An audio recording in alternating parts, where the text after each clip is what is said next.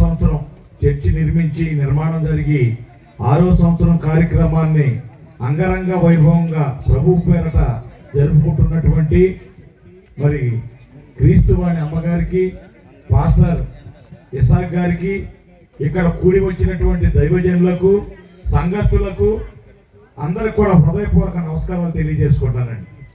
నిజంగా మేము ఇక్కడ ఈ స్టేజీ మీదకి వచ్చి ఇక్కడ నిలబడి మాట్లాడేటువంటి అర్హత కూడా లేనటువంటి వాళ్ళం. ఎన్నో బాధలు పడ్డాం. 1996లో దానగూడెం వచ్చాం. దానగూడెం వచ్చి కాన్వెంట్లో పనిచేసుకుని చాలా హీనమైనటువంటి జీవితాన్ని అనిపించాం. ఒకటే దేవుణ్ణి ప్రార్థించాం.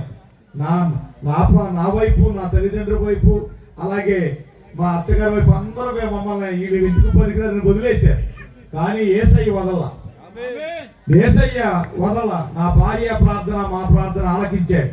మరి ఇవాళ ఈ స్టేజీ మీద నిలబడి ఇలా మాట్లాడుతున్నామంటే ఆ దేవుని యొక్క కృపే. ముఖ్యంగా మరి చాలా విలువైన సమయం. అయ్యగారు మరి ప్రసంగం చేయాలి, దైవజనులు ఉన్నారు. అలాగే మరి ముఖ్యంగా ఒకటి మర్చిపోయారండి, మరి పెద్దలు మన పాస్టర్ గారు దైవజనులు అర్జా యోహానయ్య గారికి నా హృదయపూర్వక నమస్కారాలు. వెనకాల ఉండడం వల్ల నేను కొంచెం క్షమించండి సార్. అలాగే మరి ఇక్కడ ఈ సంఘం అంటే మాకు చాలా ఇష్టం. మేము ఎమ్మెల్యే డిఎన్ఆర్ గారు ఈమెకి సర్పంచ్గా టికెట్ ఇచ్చినప్పుడు మొట్టమొదట మేము వెళ్ళింది జాషువా జ్యోతి అయ్య గారు చర్చికి వెళ్ళాం. అయ్యా నామినేషన్ వేసిన గురించి ప్రార్థన చేయమని. సిఎస్ఐకి వెళ్ళామండి. ఎప్పుడు మేము సిఎస్ఐకి వెళ్తాం, ఆ పాస్టర్ గారు లేరు. వెంటనే జాషువా జ్యోతి గారు చర్చి గారికి వచ్చాం. తర్వాత అమ్మగారు, అంతకుముందే అమ్మగారు ఇలా టికెట్ వచ్చిందంటే ఆమె కన్నీటి ప్రార్థన చేసింది. సంఘస్థులందరూ కూడా కన్నీటి ప్రార్థన చేశారు. అమ్మగారు ఒకటే చెప్పారు, అమ్మ నాకు మీరు సింహాసనం మీద కూర్చున్నట్టు నాకు స్వప్నంలో కనపడిందమ్మా, మీరు తప్పనిసరిగా విజయం సాధిస్తారమ్మని ఒక ధైర్యాన్ని మాకు ఇవ్వటం జరిగింది అమ్మగారు. అంతేకాదు మా ఇంటికి వచ్చి ఇసాక్ పాస్టర్ గారు నామినేషన్ వెళ్తాకి మేము బయలుదేరుతూ ఉంటే ఆయన చేసిన ప్రార్థన నాకు గుర్తులేదు, కానీ కీర్తనల గ్రంథము 91 అనుకుంటాను నేను, నాకు బాగా గుర్తు ఆయన చేసిన ప్రార్థన. అసలు ఆ ప్రార్థన చేస్తుంటే నేను ఏడ్చానండి, కన్నీరు కార్చా. అంత అసలు దేవుడు వింటాడా అన్నట్టుగా ఆయన ప్రార్థన చేశాడు. నిజంగా ఏదో ఇక్కడికి వచ్చి ఆయన్ని అమ్మగారిని పొగటం కాదు, అంత శక్తి ఉంది వాళ్ళు. అంతేకాదు మరి సౌమ్యుడు, నెమ్మదస్తుడు అటువంటి పాస్టర్ గారు మరి ఈ విధంగా ఈ రోజున ఇటువంటి వేడుకలు జరుపుకోవటం మరి చాలా సంతోషంగా ఉంది. అయితే ఎక్కువ మాట్లాడాలంటే చాలా మాట్లాడవచ్చండి. దేవుడు మమ్మల్ని దీపించాడు, నాకు ఉద్యోగం వచ్చింది. ఇక్కడ దానగూడెంలో ఉన్నప్పుడు కానీ ఇక్కడ ఉన్నప్పుడు కానీ గవర్నమెంట్ ఉద్యోగం లేదు. మేము ప్రైవేట్ ఉద్యోగం చేసుకుంటూ ఎన్నో కష్టాలు పడ్డాం, పిల్లల్ని చదివించుకున్నాం. ఆ చదువు వల్లే మా బిడ్డలు కూడా ఇద్దరు గవర్నమెంట్ ఉద్యోగస్తులు, అల్లుడు కోళ్ళు కూడా గవర్నమెంట్ ఉద్యోగస్తులు. ఆ దేవుడు ఇచ్చాడు ఆ ఉద్యోగాలు, మా జీవితాన్ని మార్చాడు. అయితే ఇప్పుడు ఇక్కడ నేను వేరే ఎక్కువ ప్రసంగం చెప్పాలంటే చాలా టైం మరి అర్థం వేస్ట్ అయిపోతుంది కాబట్టి ఒక పాట పాడతాను.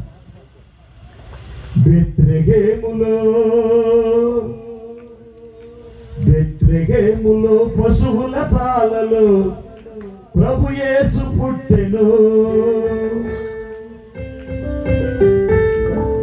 బెత్లెహేములో పశువుల సాలలో ప్రభు యేసు పుట్టెను.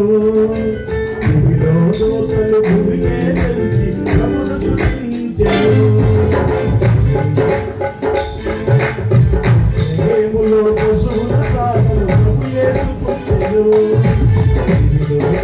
భూమికే తెంచి ప్రభుని స్తుతించెను. జగతికి కళ్యాణమాయను, జనులకు రక్షణ కలుగును. జగతికి కళ్యాణమాయను, జనులకు రక్షణ కలుగును.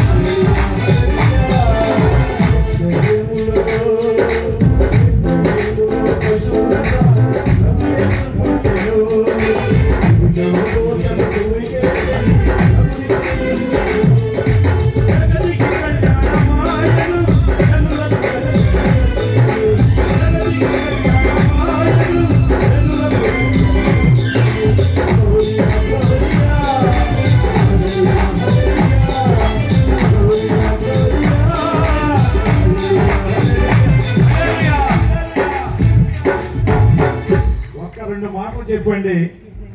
నేను చిన్నప్పటి నుంచి తెలిసి ఇట్టే నడిచా. మా బుజ్జాకోళ్ళు ఈ ఊరే, ఆమె కూడా వార్డు మెంబరే. వాడి ఇంటికి వస్తూ మరి కృష్ణవేణి అక్క గారి గురించి మరి చెల్లి నాకన్నా చిన్నదై ఉండొచ్చు, మరి సిస్టర్ గారితో ఈ ఈ బజారు మొత్తంతో సంబంధాలు ఉన్నాయి మాకు.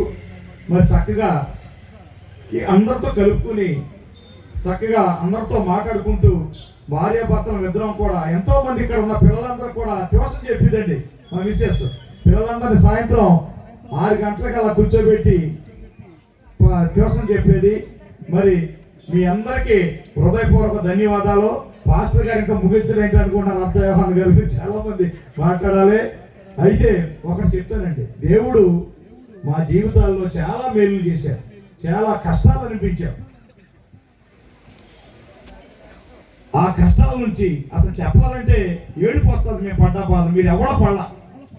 ఎన్నో బాధలు, అగ్రవర్ణాల వారు కేసుల్లో ఇరికిచ్చేసారు. నాకు ఉద్యోగాలు వచ్చిన ఉద్యోగాలు రానిచ్చేవాళ్ళు కాదు. ఇబ్బందులు పడ్డాం, చాలా పడ్డాం. నా ప్రాణమా, నా అంతరంగమా, నాలో ఉన్న నా సమస్తమా, నా ప్రాణమా, నా అంతరంగమా, నాలో ఉన్న నా సమస్తమా, యెహోవా చేసిన ఉపకారములను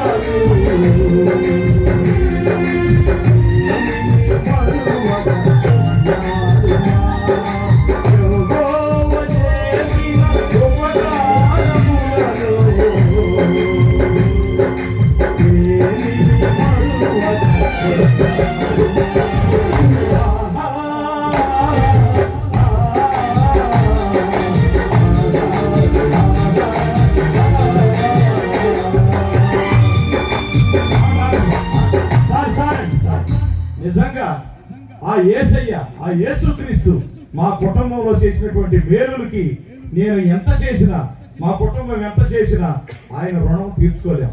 మీ అందరి ప్రార్థనలో ఇవాళ సర్పంచ్ గారు చెప్పారు, చాలా ఇబ్బందులు పెడుతున్నారు, ఎన్నో ఇబ్బందులు పెడుతున్నారు. మేము పేదల కోసం, ధనవంతుల కోసం కాదు, పేదలు పడే బాధలు, పేదలకు పంపివ్వాలన్నా, ఏదన్నా ఇళ్ల స్థలం ఇప్పించాలన్నా దానికోసం పాటుపడుతుంటే అడ్డుపెట్టి ఎన్నో ఇబ్బందులు పెడుతున్నారు. అందరికీ తెలుసు. మీరందరూ కూడా సర్పంచ్ గారి గురించి, మా కుటుంబం గురించి ప్రార్థన చేయండి.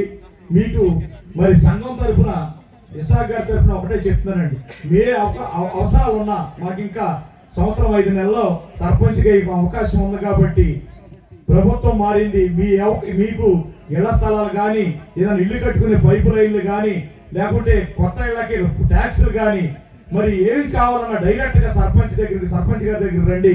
మీకు అన్ని విధాల సహాయ సహకారాన్ని అందిస్తారు.